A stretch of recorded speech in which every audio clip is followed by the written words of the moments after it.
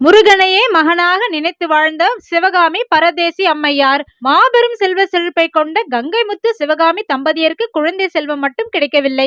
இறை சேவையில் ஈடுபட நினைத்த இருவரும் பாத யாத்திரையாக வருபவர்களுக்கு திருப்பணி செய்ய ஆரம்பிக்கிறாங்க. சிவகாமி அம்மையார் தன்னோட இருப்பிடம் தேடி வந்த ஒரு துறவிக்கு பணிவிடை செய்வதை பார்த்த உறவினர்கள் குழந்தை இல்லைன்னு இப்படி போறவங்க வரவங்களுக்கு எல்லாம் சொத்தை வாரி இறைக்கிறாங்கன்னு சொன்னது மட்டும் இல்லாம அம்மையாரோட கற்பு நெறியையும் கலங்கப்படுத்துறாங்க. பொறுக்க முடியாத அம்மையார், நான் களங்கமற்றவள் என்றால் இப்படி பேசியவரின் வீட்டில் இடி விழட்டும்னு சபிக்க ஒரு நொடியே அந்த வீட்டில் இடி விழுது. துறவியிடம் சென்ற அம்மையார் குழந்தை இல்லாததை நினைத்து வருந்த துறவியோ, கவலைப்படாதே, காட்டில் வண்டு மொய்க்கும் இடத்திற்கு செல், உனக்கு குழந்தை அங்கே கிடைக்கும்னு சொல்ல தம்பதிகளும் அங்கே சென்று பார்க்க குளக்கரையில் ஒரு குழந்தை இருந்தது. குழந்தையாக இருந்த முருகப்பெருமான் திருமலை முருகனாய் காட்சி தந்து மலையில் மறைந்தார். அன்று முதல் முருகனையே தனது மகனாக நினைத்து திருமலை முருகன் கோவிலுக்கு திருப்பணி செய்து வந்தார் அந்த அம்மையார். பன்மொழி திருமலை ஓம் வடிவத்தில் இருக்கிறதுனால இந்த மலையை பிரணவத்தின் மலைன்னு சொல்றாங்க.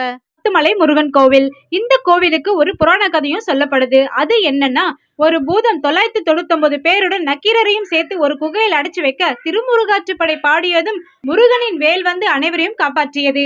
அந்த குகைதான் மலேசிய 10 மலை குகைன்னு சொல்லப்படுது. மலையின் அடிவாரத்தில் இருக்கும் முருகன் சிலை 42.7 மீட்டர் உயரம் கொண்டதா இருக்கு. தாய்லாந்துல இருந்து தயாரிக்கப்பட்ட விசேஷ தங்க நிற கலவையால தான் முருகனோட திருமேனி ஜொலிக்குது. உலகளவில் மலேசியாவின் அடையாளமாகவே இந்த கோயில் இருக்கு அப்படின்னு கூட சொல்லலாம்.